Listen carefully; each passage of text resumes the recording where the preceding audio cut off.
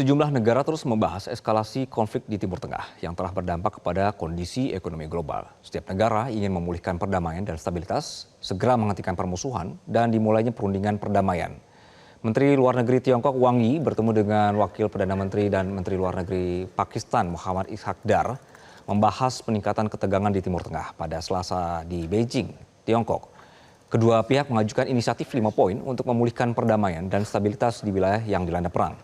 Inisiatif ini mencakup penghentian segera permusuhan dan dimulainya perundingan perdamaian, serta jaminan keamanan jalur pelayaran dan target non-militer.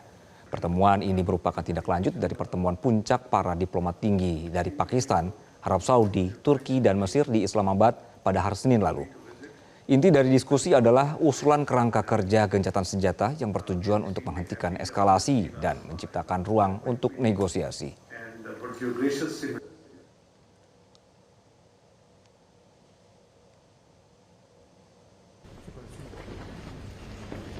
Dalam kunjungan kerja Presiden Prancis Emmanuel Macron ke Jepang, kedua negara Jepang dan Prancis juga membahas situasi konflik di Timur Tengah yang belum juga mereda.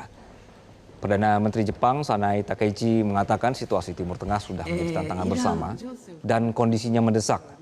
Jepang berharap kepada Prancis untuk bersama menjaga komunikasi erat terkait pengamanan Selat Hormuz, menstabilkan pasokan barang, dan mewujudkan deeskalasi sedini mungkin. 沈静化は重要であり、よく意思疎通をしてまいりたいと思っております。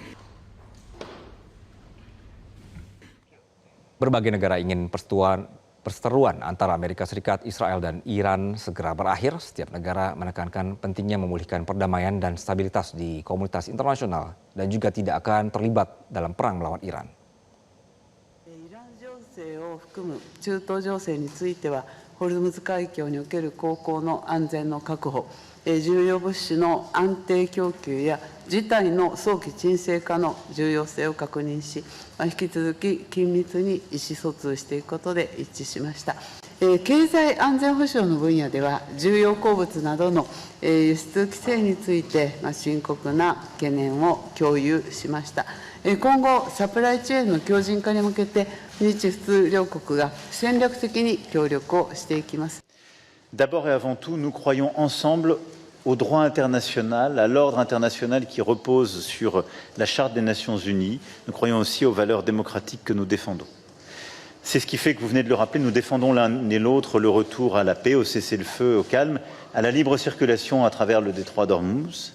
C'est le fait aussi que depuis février 2022, avec constance, le Japon se tient aux côtés des Européens pour rappeler l'importance d'une paix juste et durable et le respect du droit international. The conflict in the Middle East has now entered a second month.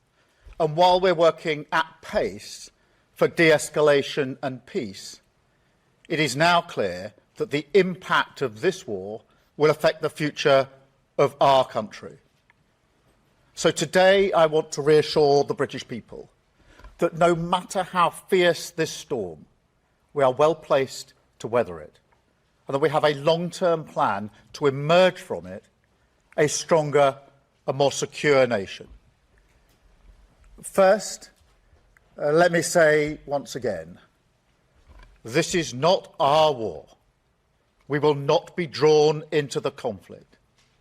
That is not in our national interest.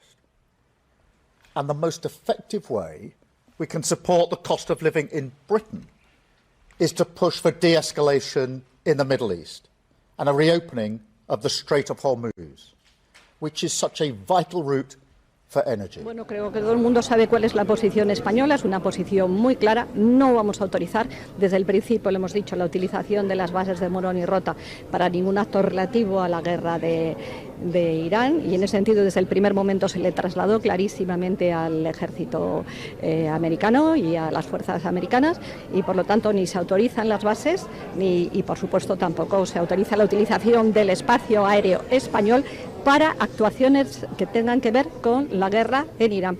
Evidentemente las bases están ahí, otras actuaciones se pueden realizar, pero rotunda y claramente España no va a autorizar en ningún caso, ni lo ha hecho, ni lo hace, ni lo hará, la utilización de las bases de Rota y Morón para ir a una guerra contra la que estamos totalmente en contra, en la que no creemos, que nos parece profundamente ilegal y profundamente